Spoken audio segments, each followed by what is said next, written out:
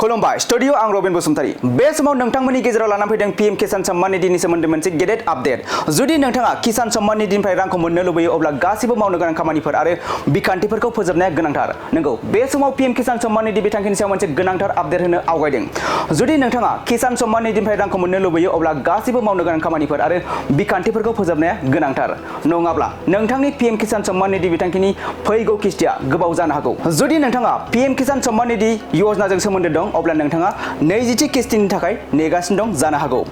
बे बिथांखिनि सिङाव दासिम सरकारा आबादारिफोरनो गासै 19थि किस्तिफोरखौ रानना होबाय मख'नो गोनांदि दान 4नि उन सरकारा थोंजोङै आबादारिफोरनि एकाउन्टआव 2000 रां दैथायहरो सिगांनि एबा 19थि इनस्टलमेन्टखौ फेब्रुवारियाव होनाय जादोंमोन नाथाय सुलुंनिफ्राय मिथिनाय बायदिब्ला पीएम किसाननि 20थि इनस्टलमेन्टखौ फैगौ 2 आगस्टआव फोसावनो हागौ होननानै मिथिनो मोननाय जादों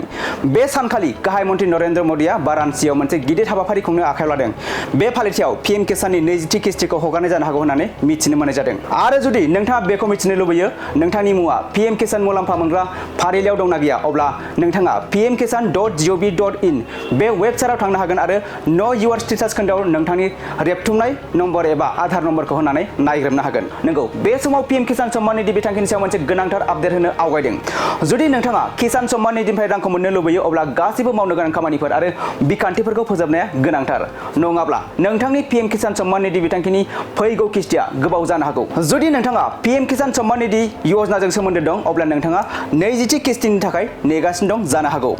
बे बिथांखिनि सिङाव दासिम सरकारा आबादारिफोरनो गासै 19थि किस्तिफोरखौ रानना होबाय मख'नो गोनांदि दान 4नि उन सरकारा थोंजोङै आबादारिफोरनि एकाउन्टआव 2000 रां दैथायहरो सिगांनि एबा 19थि इनस्टलमेन्टखौ फेब्रुवारियाव होनाय जादोंमोन नाथाय सुलुंनिफ्राय मिथिनाय बायदिब्ला पीएम किसाननि 20थि इनस्टलमेन्टखौ फैगौ 2 आगस्टआव फोसावनो हागौ होननानै मिथिनो मोननाय जादों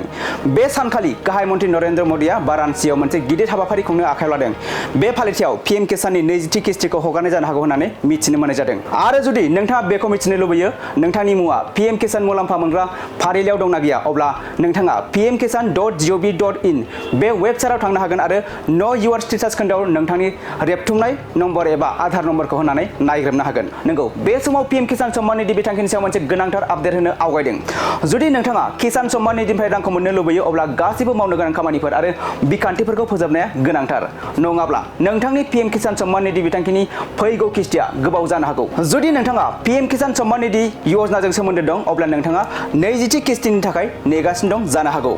बे बिथांखिनि सिङाव दासिम सरकारा आबादारिफोरनो गासै 19थि किस्तिफोरखौ रानना होबाय मख'नो गोनांदि दान 4नि उन सरकारा थोंजोङै आबादारिफोरनि एकाउन्टआव 2000 रां दैथायहरो सिगांनि एबा 19थि इनस्टलमेन्टखौ फेब्रुवारियाव होनाय जादोंमोन नाथाय सुलुंनिफ्राय मिथिनाय बायदिब्ला पीएम किसाननि 20थि इनस्टलमेन्टखौ फैगौ 2 आगस्टआव फोसावनो हागौ होननानै मिथिनो मोननाय जादों बे सानखालि गाहाय मन्त्रि नरेन्द्र मोदीआ वाराणसियाव मोनसे गिदिर हाबाफारि खुंनो आखायाव लादों